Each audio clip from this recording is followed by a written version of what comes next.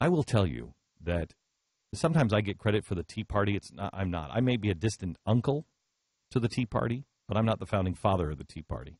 I believe that's Rick Santelli. And Rick Santelli has been one of the first guys and the only guys in the economic world who will actually tell you the truth. I've had an executive of one of the major networks tell me, and I quote, Glenn, we all know what's coming. We all know. But we have a responsibility to not tell the American people the truth. That's a direct quote. I have also had one of the biggest financial people on all of television, somebody that everybody respects, on all sides of the aisle. Glenn, you can't say those things because it causes panic. Even if it's true, you don't say those things.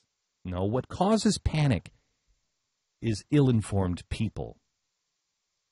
That's why, that's like going onto on an airplane and the steward is saying, I'd like to tell you where the exits are, but nobody wants to tell you where the exits are because if I mention that we might crash, there'd be a panic. No. They tell you where the exits are and the flotation device in case there is a problem so you don't panic. That's our responsibility, I believe, as journalists, to tell you the truth, no matter how ugly it is.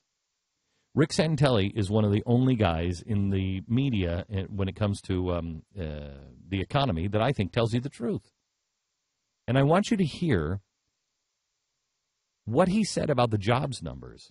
And I want you to hear how angry he is because he's alone and he knows they're going to discredit him. They're going to make him a pariah. They're going to make him a laughingstock. He's taking his career and he's flushing it down the toilet. He knows it. That's why I think he draws a line here. And he says, I'm going to lead you to water. You drink yourself or not drink. But I've done this for a while. And basically with his passion, I think he's saying, and you people on television are all liars. And this first audio is him making a prediction about what was going to happen with the jobs numbers weeks ago. Hey, I want to make a prediction for the Friday before the election number right now. Right now, Joe, you ready? 7.9 on unemployment rate. I want to make it right now. Right now. I think I already said that, though. Oh, come on. That's silliness. That's silliness. That's silliness. Okay, so yesterday comes up again. What happened with the jobs numbers? And he's debating with, a bunch of boneheads. Let me ask, Rick, what are you saying exactly? The BLS is given, where do they get their, they get numbers from somewhere, right? Where would they? Why would you ask Rick that question? Because I'm tired of Listen listening to you. Stop. Listen to that. It's one of the guests who says, why would you even ask him about that? Why would you even ask him about discredit, and isolate? Mm-hmm. We're all here. Why would you even ask him about that? Some of these numbers would come close, Rick. How would this work? That's puzzling. That's good stuff, Joe. I'm going to give him a chance. He said he's here, and then you talk for 5 minutes. Go ahead. As opposed to you?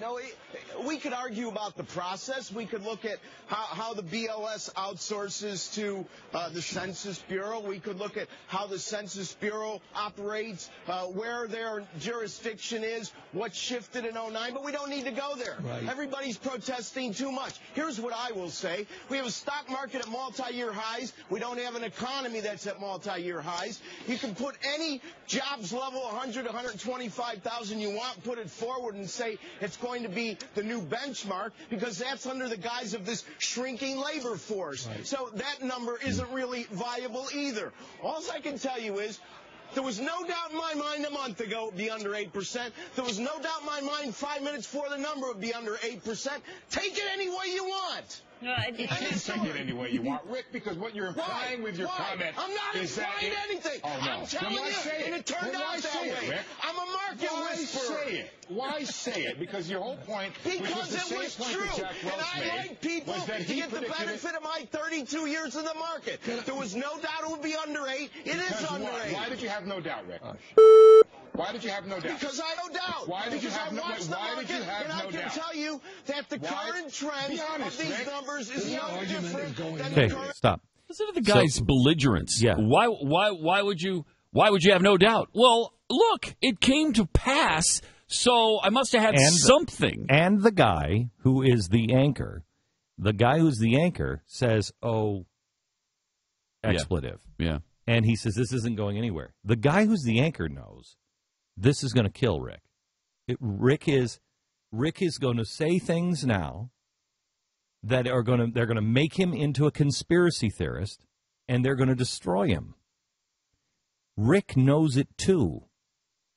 Please, America, please recognize that people are putting themselves, they're falling on their sword so you can have the information. They're falling on their sword. They are risking their livelihoods. They're risking their families. They are doing the things that we have begged people to do. They are doing it. What's happening on Capitol Hill today with the congressional hearings on Libya, what happened with the sources with us, with the sources now on ABC News, they are coming out and saying, please help us. Think of this. 4 years ago, when I said you're going to wake up one day and you're not going to recognize your country, think of this. You have Rick Santelli. He's afraid to put out his point of view. How many Americans right now are afraid of putting a Romney bumper sticker on their car, are afraid of putting a Romney sign in front of their house because they become a target? How many people in this country are now afraid that they're going to become a target? Have you logged on to any website in the last 4 years and thought, is this being recorded anywhere? Have you thought about the information that is being stored on you by our government? Has that crossed your mind? If it hasn't, believe me, in the next 4 years, it will. We have fundamentally transformed as a nation.